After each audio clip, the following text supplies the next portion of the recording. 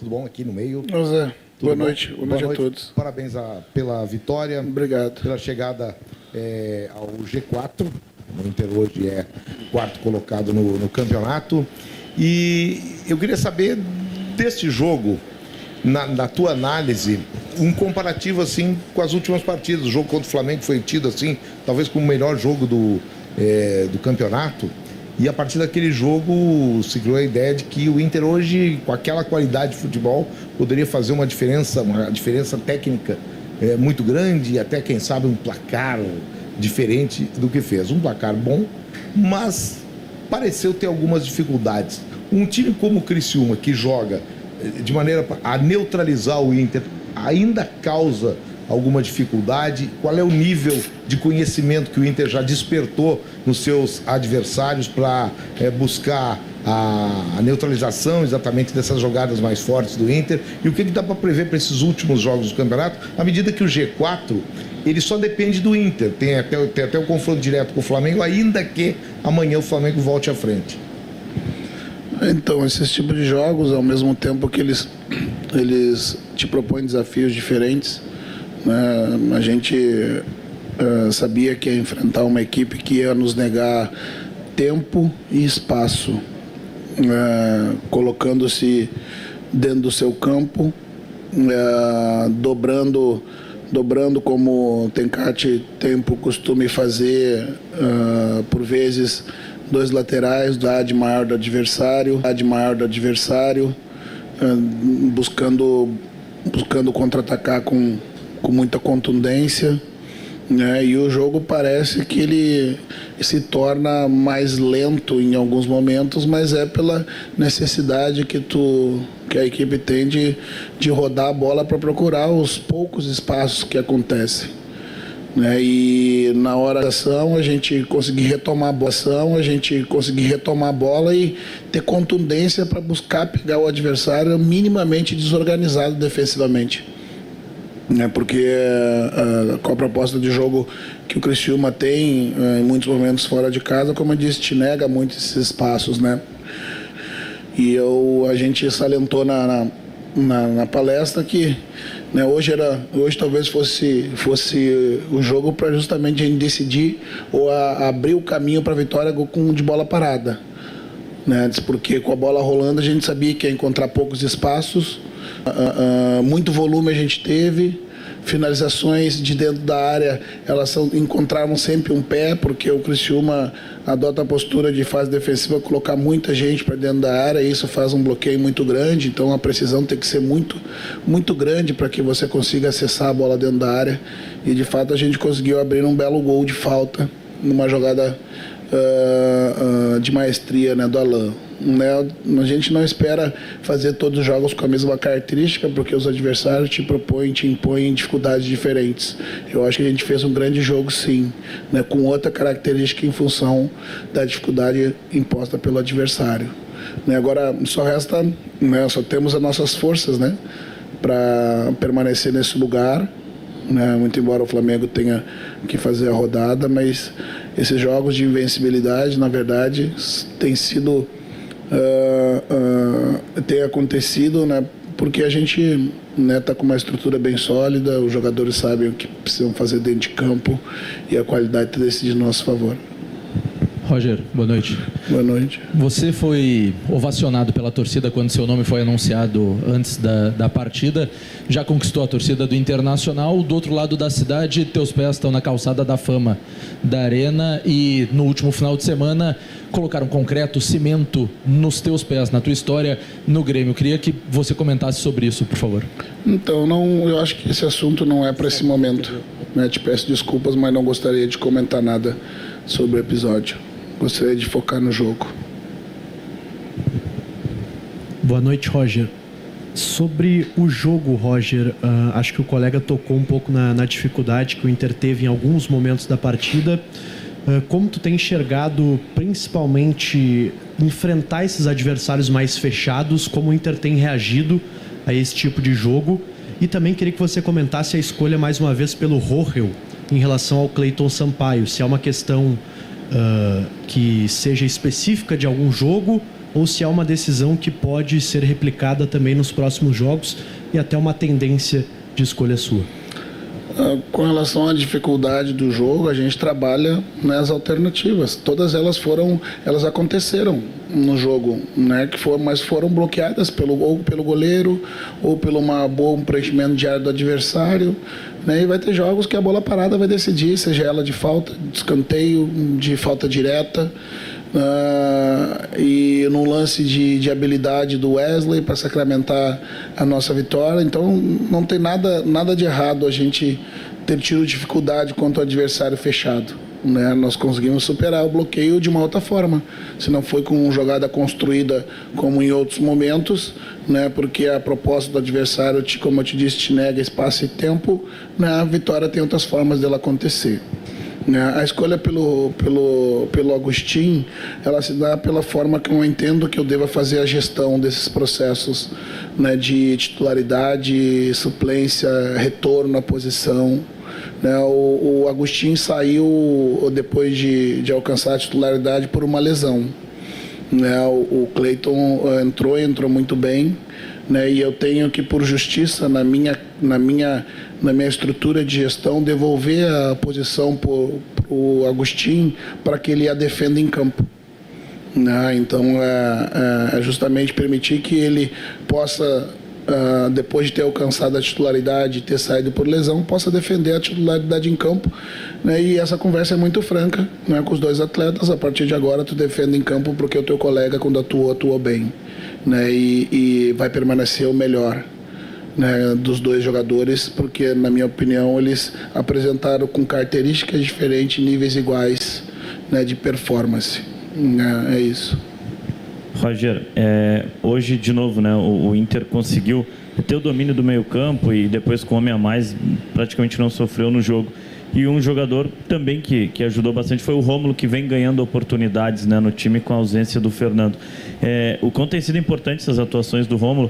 E te pergunto também sobre a situação do Fernando, se tu já imagina que vai poder contar com ele, quem sabe, na sexta contra o Fluminense ou ainda não. O que o departamento médico tem te passado sobre esse jogador, quando que ele pode voltar a jogar pelo Inter? O Fernando está no processo de retorno, mas penso que pro jogo de sexta não vai ter condição ainda, né? No processo do Grenal a gente correu um risco calculado, né, para tê-lo em parte, e a gente sabia que poderia ter algum tipo de problema em função disso, né? O processo ele precisou ser continuado um pouco mais e a gente não vai tê-lo para esse jogo, com certeza.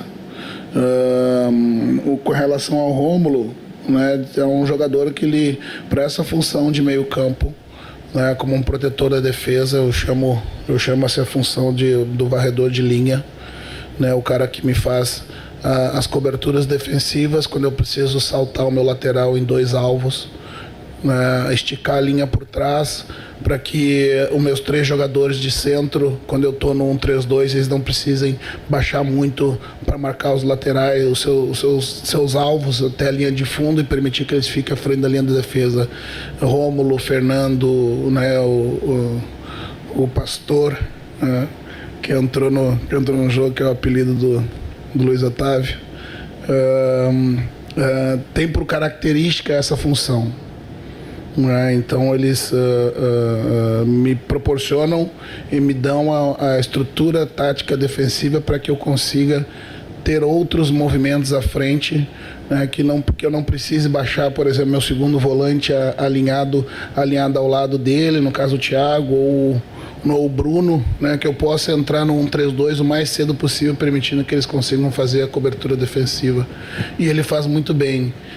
Tá evoluindo no outro momento do jogo, né, que é no momento ofensivo, né, para que ele tenha um pouco mais de facilidade, né, a gente abre uma linha de 3 para que ele consiga pegar o jogo de frente, né. O jovem está aprendendo com o Fernando na função e tenho certeza que vai evoluir muito mais além do que ter nos ajudado. Para mim fez um grande jogo hoje.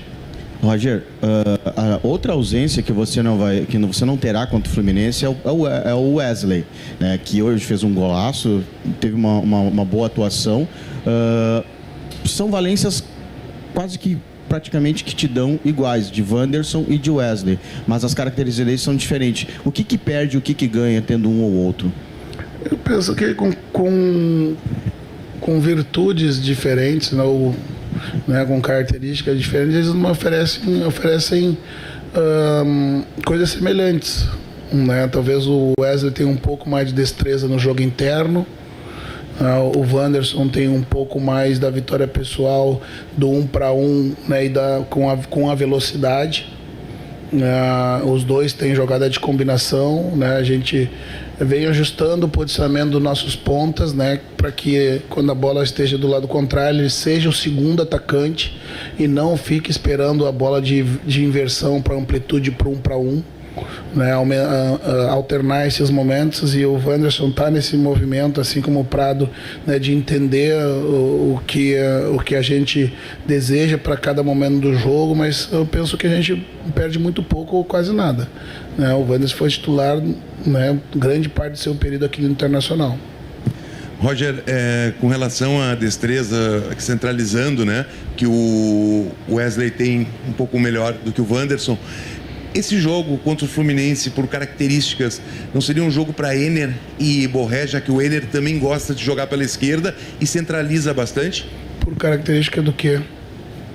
Não, do teu time, que ele centraliza mais do que o Wanderson. Quem é que vai jogar na ponta? Tá, e quem é que faz do lado esquerdo? Fica sem? Quem é que vai descer com o lateral?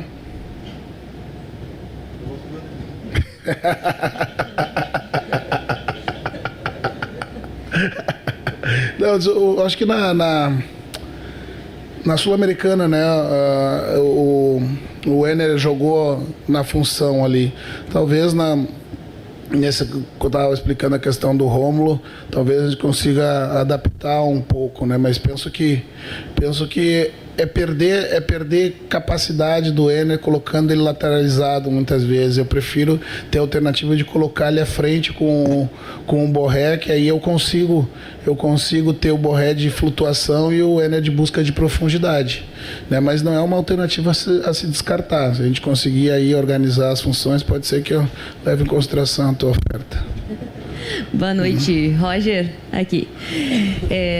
Qual a importância de ter um elenco tão recheado como o do Internacional hoje, pensando já no ano que vem? Porque a torcida, ela já discute sobre 2025, o Inter vai ter todas as competições, provavelmente, né, aí para disputar, e precisa ter um banco de reservas com bastante qualidade, coisa que hoje a gente vê acontecendo, né? O Alan Patrick, um tempo atrás, se saísse, era um Deus nos acuda, agora já não é mais assim.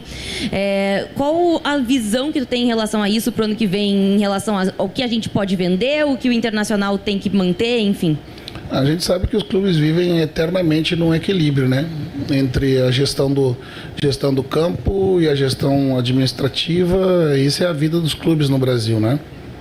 As janelas acabam impactando e você por vezes tem que reformular o elenco no meio da temporada, e agora, né, em dezembro começam novamente, né, as especulações das permanências, das renovações, das chegadas, das saídas, né?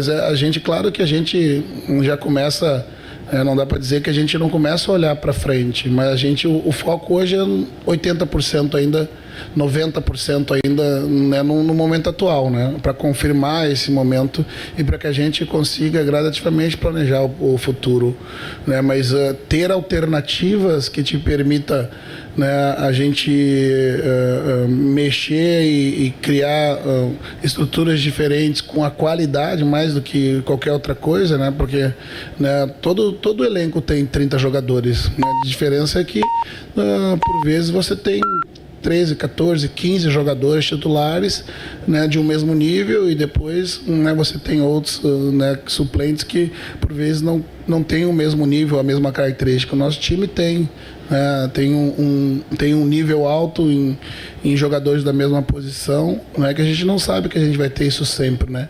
Então a gente se apoia na estrutura, para que a estrutura consiga melhorar a qualidade dos jogadores, né? E esperar que com o ano cheio, com as competições todas, a gente consiga ter um ano de 2025, né, com uma perspectiva, né, como foi esse começo de ano, né?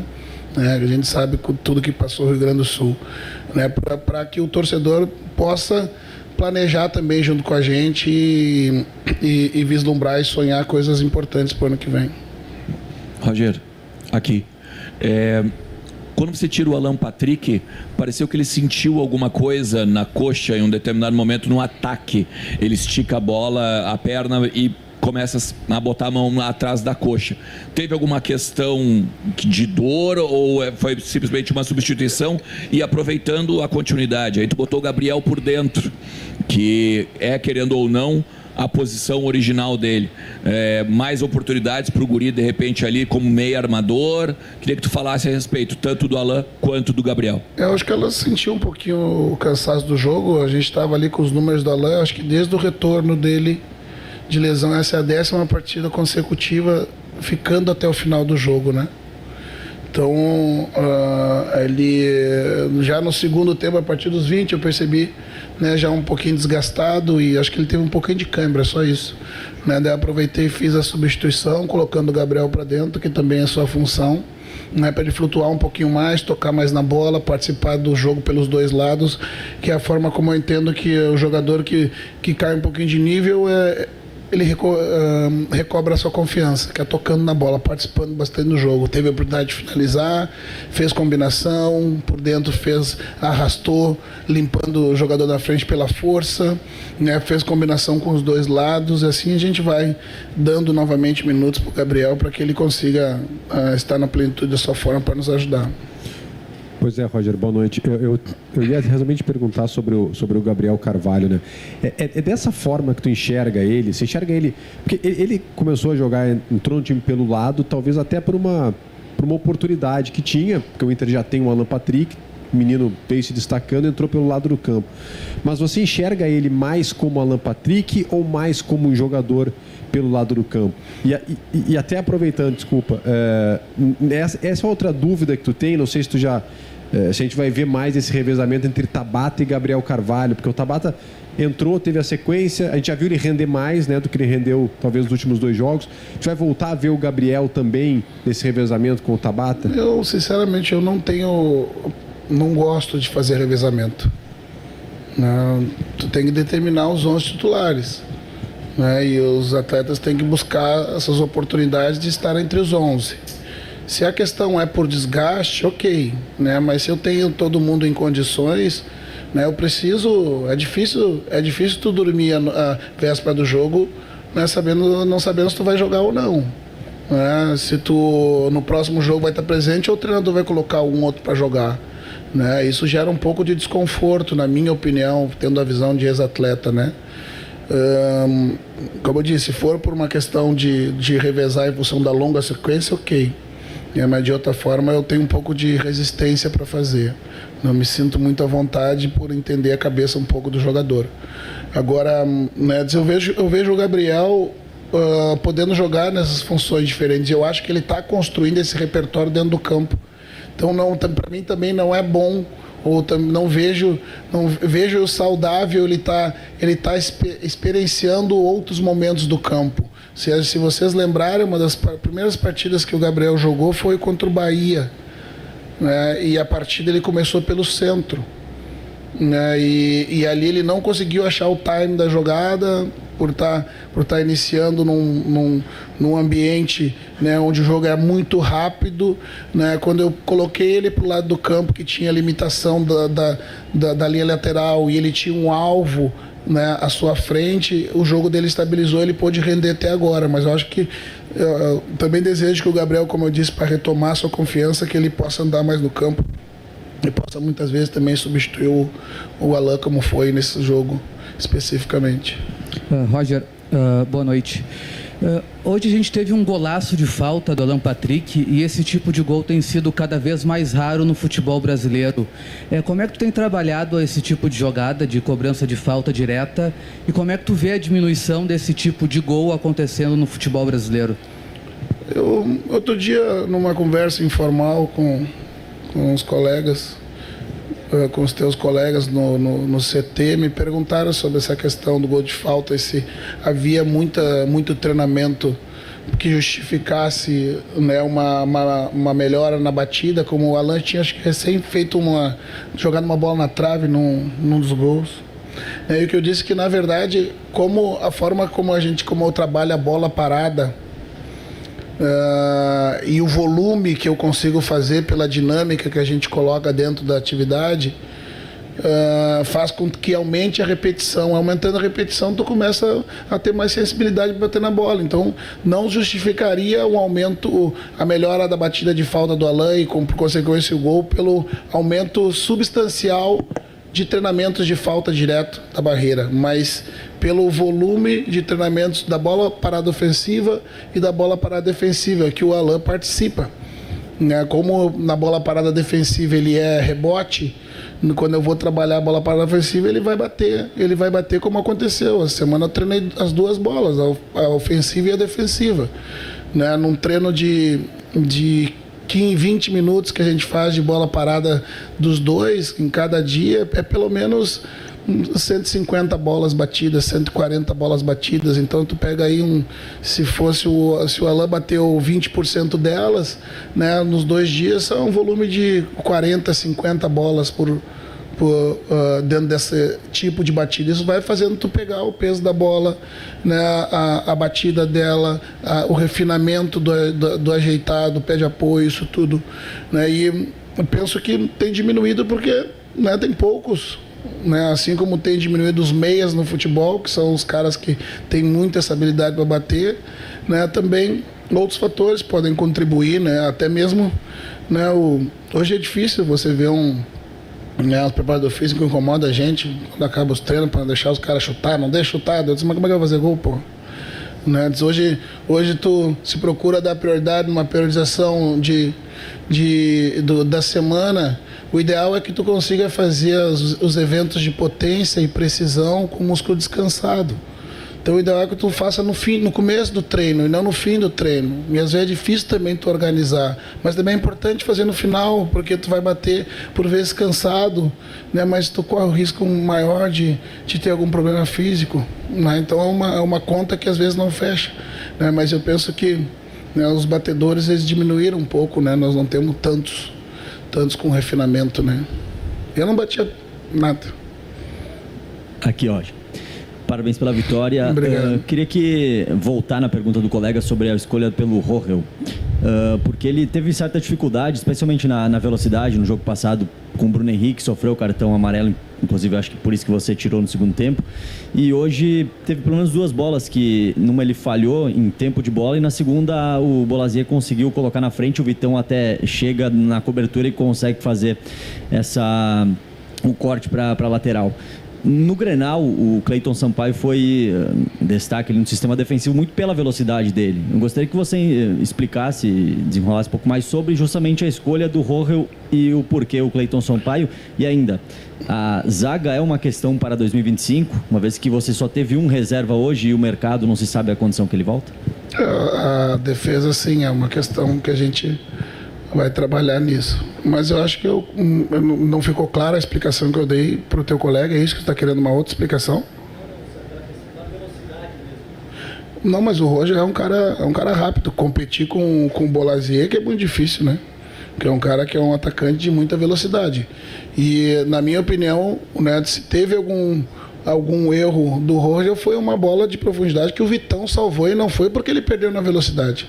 A bola rebateu e sobrou, né? Ele tropeçou no marcador e sobrou que o Vitão interveio.